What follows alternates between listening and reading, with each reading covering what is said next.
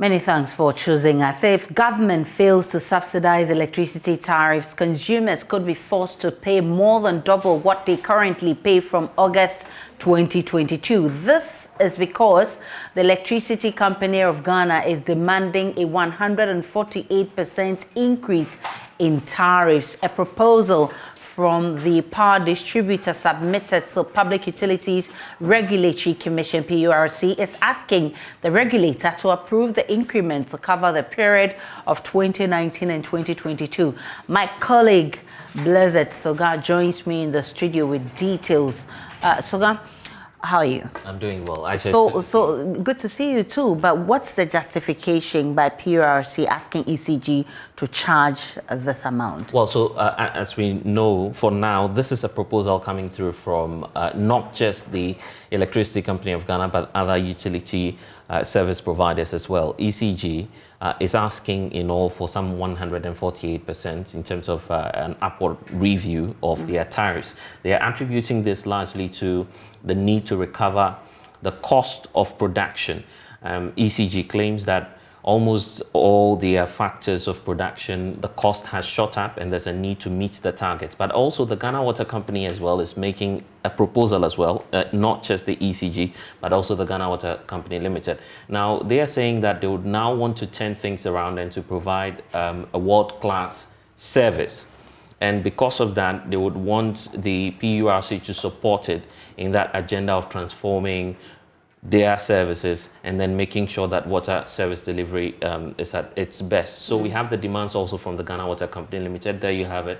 And then they go on to talk about reasons affecting or influencing this proposal. So the first one they talk about is the revaluation of assets. They talk about the fact that since 2018, they've had to transform their services since 2018, and ever since they've done that exercise, their assets shot up from 2.2 billion to 17.2 billion. And given that fact, there's a need obviously for return on investment. If you put your money in, you need to gain back. And so there would be a need for PURC to do some changes. They are also making another point, which has got to do with some more demands, particularly regarding to the depreciation of the cedi.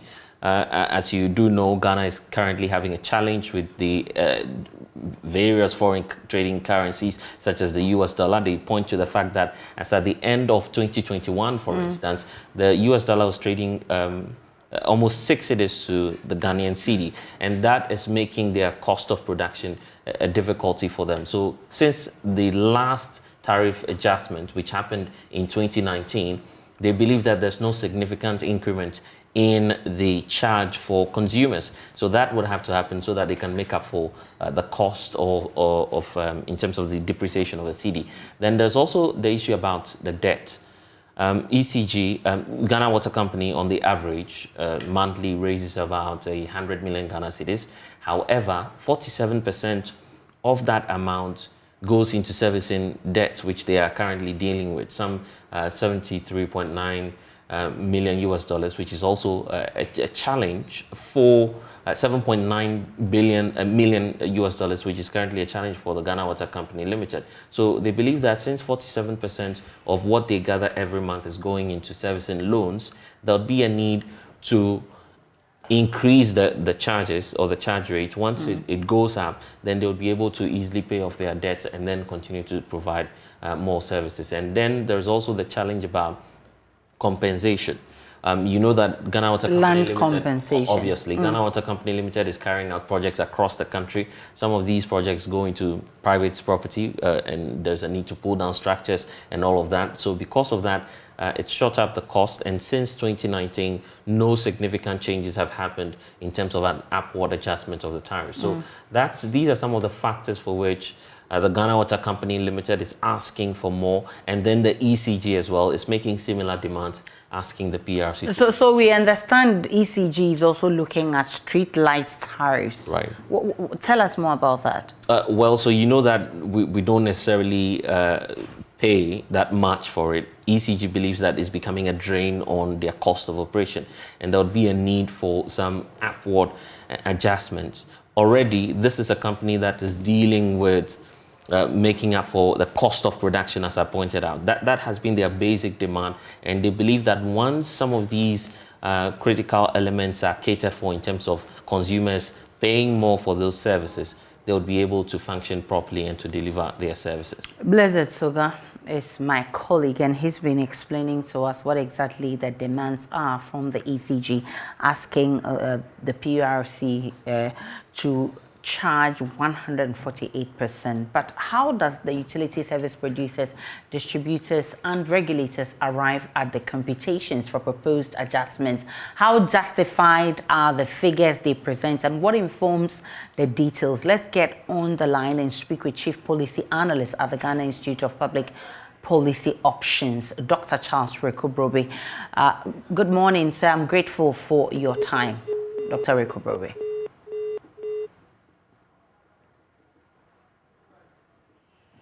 Dr. Rekubrobe, good morning. If you can hear me, you are on News Desk on JoyNews. All right, so we lost Dr. Rekubrobe there. When I get him back on the line, he'll be telling us what he makes of the 148% proposal by the ECG, asking the PRC to charge those tariffs. And we've been talking about the upwards adjustments. The Ghana Water Company is also asking for tariff adjustments. They've given a number of reasons. One of them is land compensation. The fact that they've had to work on their lines in various communities and they've had to compensate people. That alone is having a toll on their activities. ECG is asking for street light tariffs. Dr. Rekubrobe is back on the line. Doc, I'm grateful for your time. Oh, okay. Good morning. How are you, Aisha? Hello, Dr. Rekubrobe. First of all, I just want to gauge your mood on the 148% proposal by the ECG. ECG is deserving of a tariff increase. I cannot say it's 148 or whatever it is, but it's usually a tactic. Ask for more and get something close to what you need. But there's no doubt that tariff increases are necessary because of the fact that the pricing of tariffs is supposed to follow the same automatic formula as we do with petrol. You know, the 15-day reviews. I think tariff was 3 months. But unfortunately, apart from a major tariff review of 2019, we haven't actually been doing the automatic adjustment. So the little drops that would have come every 2 or 3 months has now become a very mighty drop or increase in 3 years. So how do you usually come by these figures? I mean, would you be kind enough to explain to us how these figures are arrived at? Well, basically, the principle is this. We must recover fully the cost of producing the power. And that means that we must recover BR's cost, the IPP's cost, the transmission company's cost, and then finally ECG's cost. So the production, the transmission, and distribution of power, all those costs must be covered. Plus, of course, profit for the utility. Plus, of course, money for them to be able to reinvest in their assets. So that's basically the principle. But you also make sure that you do not pay for their inefficiency. So there's usually a factor that allows you to check their inefficiency. But I think the major problem is that instead of, it doesn't really make sense when fossil fuel prices have been going up a lot, and then we are able to increase fuel prices at the pumps. And then we think that natural gas, which is the major input into power generation, we think it doesn't go up, and so we adjust power tariffs to reflect that, plus all the other increases of exchange rates, etc., that goes into these. Dr. Rekubrobe, so what is usually the role of the power producers, regulators, distributors like VRA, Gridco, and PRC in this instance? VRA used to be the major power producing company, but now we have VRA, and we also have the Power, and we also have the independent power producers. So they produce the power, and then Gridco transmits. All those wires you see going all over the country. And then you have the ECG and NET. They distribute the power to us. They bring it to our home. And looking after all of that is PURC, which is to make sure that we get quality power and we pay for the power that we get. And also to make sure that the utilities do not go under and sink, so that they won't be there to produce the power for us. So what then becomes of the consumer? Are there options for the consumers? What are they left with?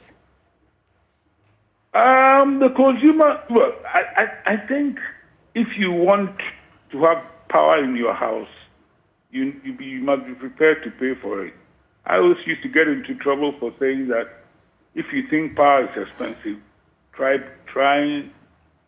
putting candles or kerosene to light up your home. You find that it's far more expensive, it's far more unreliable, it's dirtier, etc., etc. So the thing to do is that if you want power, pay for it. But what the consumer can do is that they can use the power more efficiently. And there are several ways in which you don't leave lights on, you don't boil kettles to make a cup of tea. There are many, many ways that the consumer can use lights efficiently. But what the consumer needs is reliable power, no doomsaw, no low current, as the Ghanaians call it, but good quality power that they are then always prepared to pay for.